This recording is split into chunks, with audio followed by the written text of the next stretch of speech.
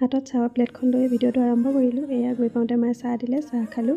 আৰু এয়া মায়ে মাছ ফ্ৰাই কৰি আছে, মায়ে মাছৰ তৰকাৰীখিনি বনাইছে। এয়া হৈছে হাঁহ আৰু কোমোৰা, কোমোৰা ঘৰৰে হয়। আৰু দাদাই চৌকা পাতি লৈছে, এইদৰে বাহিৰতে বনাইছে মাংসখিনি, কাৰণ চৌকাত বনোৱা সোৱাদেই বেলেগ।